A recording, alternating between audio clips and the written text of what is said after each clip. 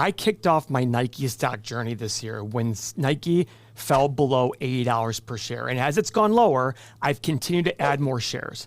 If you're new to this channel, you might not know that Nike is one of the 5 stocks that I was really hoping to grab this year once the price was right. Well, guess what? I'm pumped because not only is Nike selling for under $80 a share, but I get to load up even more as it falls further. So allow me to share with you why I'm so hyped about buying more Nike. So guys, Nike hit an all-time high about 3 years ago of $179 per share. And we look back at videos I'm sure we made back then, I'm sure people would have never thought Nike would fall this much. But that's what happens. It's hit a low in August, 3 months ago, of $70 per share. So in less than 3 years, it had fallen well over 50%. That's a huge drop. But here's what's interesting. The last 12 months, free cash flow is $7.2 billion. In the last 5 years, it was $4.7 billion on average. So look how much higher the free cash flow in the last revenue. Free cash flow is up. Free cash flow is significantly higher than the last 5 years. And the other thing I love is free cash flow last year was greater than net income. And it's about even for free cash flow now versus free cash flow in the last 5 years versus last 5 years of net income. We've got great gross margins of 45% and increasing. Because one of the things you're going to hear me talk about later is Nike's focus on making higher margin products and making more money on them. With very consistent profit margin, guys. Look at that. Basically 10.6% across the board. Now, you've got a price to free cash flow of 16. Guys, that's pretty low for a company. So I look at this saying, okay, if I think this free cash flow number of 7.2 billion is the new plateau, it's selling for 16 times free cash flow on a brand like Nike, on a moat like Nike. Now, some people might sit there and say, well, wait a second, is Nike really a moat? Well, yeah, for a couple reasons. If I asked 100 people what's the best sports apparel brand, how many would say Nike?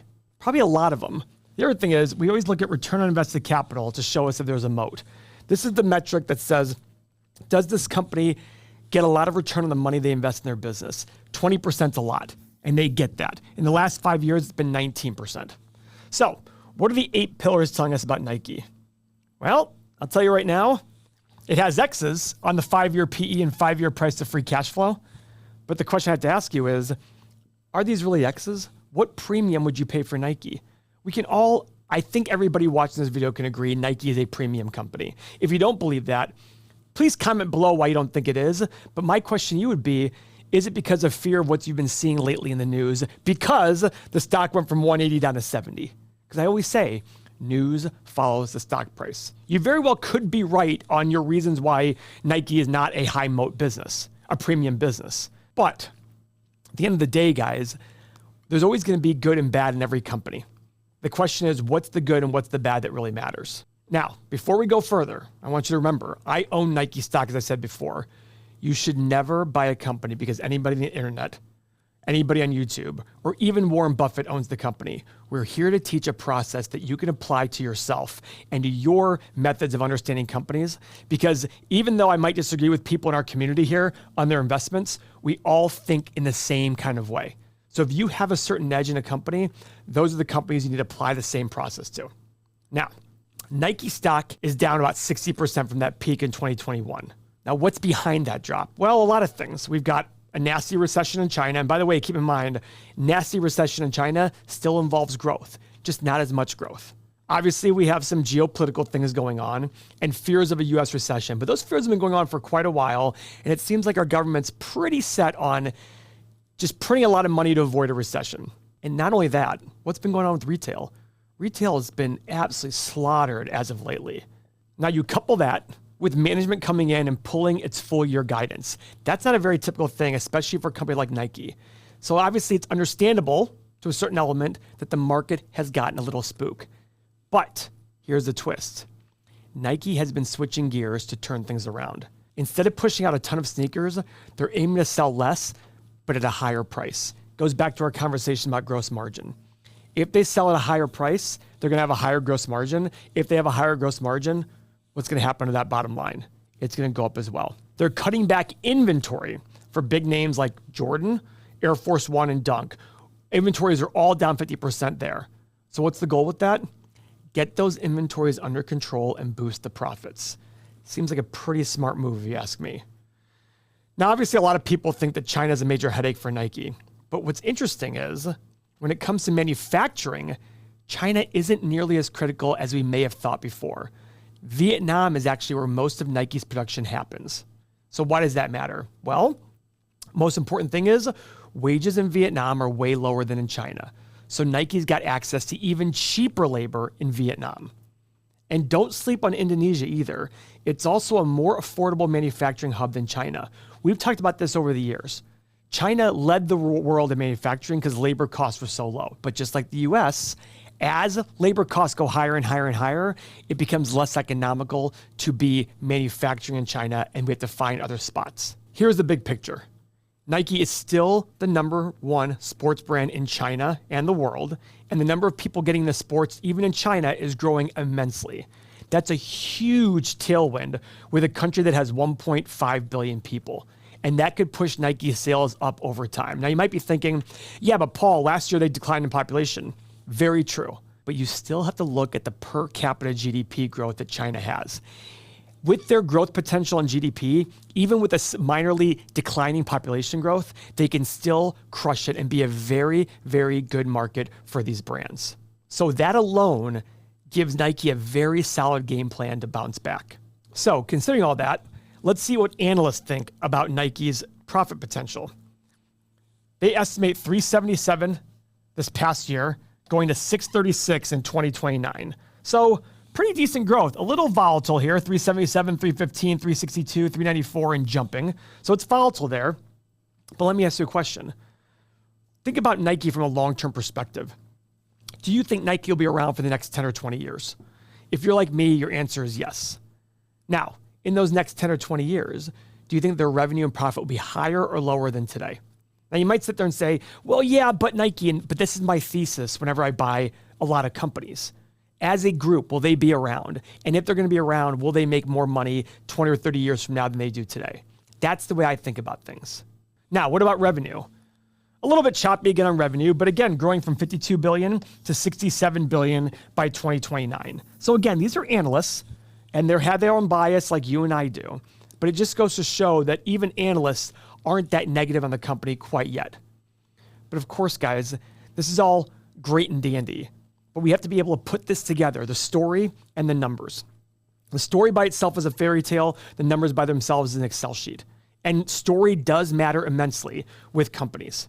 Now, the story, if you think it's negative on Nike, I ask you, how much of it has to do with the recent stock price events? Because remember, the way you make money in investing is thinking a little bit different than everybody else. And if people are negative on a company, it is going to drive the stock price down.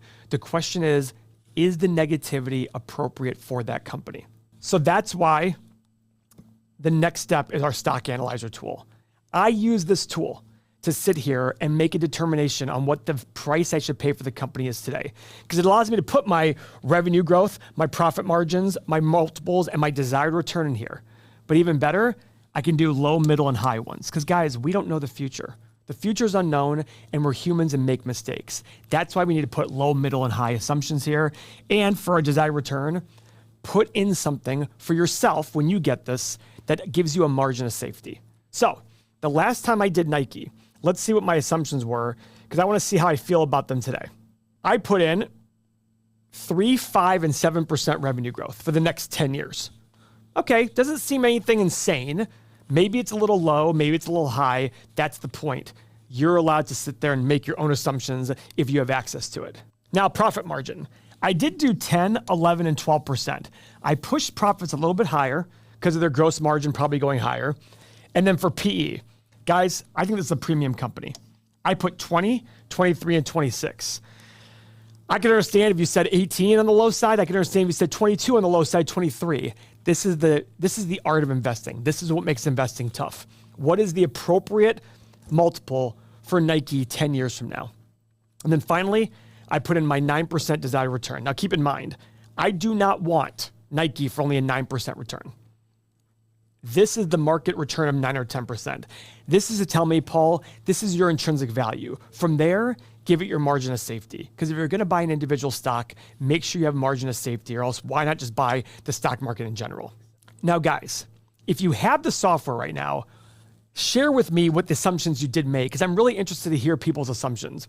And if you don't have the software, but you've been to the website, I'm sure you've seen that we have a wait list that is growing on everythingmoney.com. Today's software includes everything we have to offer, all these tools having to do with stocks, retirement, and real estate, all of these. But behind the scenes, we're making some major changes. That offer is going to go away very soon. For those who've been around for a while, this software was built for myself and my team so we could use it to continually make better investments in stocks and real estate and make the right decisions for my future self and retirement. But what happened was people would sit there and say, hey, how do I get that software? At the time, it was an expensive data feed. So I would sit there and say, you can't get it. But obviously it sparked a good idea. Let's actually make it. As the software and community has grown, it's less about me and more about how I can better serve you. And this is why we're updating our software to give you exactly what you need. Now, the good news is we have not made these changes yet. So if you join today, you'll be grandfathered in for life with all of these tools. And this is the best deal that we've ever offered. And I'm telling you this now because there's still time for you to sign up. As long as you join the EM community before we make these changes, you can keep your plan after we make the changes. And better yet, you'll be locked into your pricing tier forever. So click on the link in the description below and get access to everything we have to offer, including all the investing tools in the community. And I guarantee it'll be one of the best investing decisions you will make in your lifetime. So guys, what's the right price? We hit the analyze button. And again, this has no margin of safety in here, but I have a low price of 60, high price of 120, a middle price of 85. Now guys, if you want to see the stocks I'm going to be buying in November, watch our next video. Thank you for your time.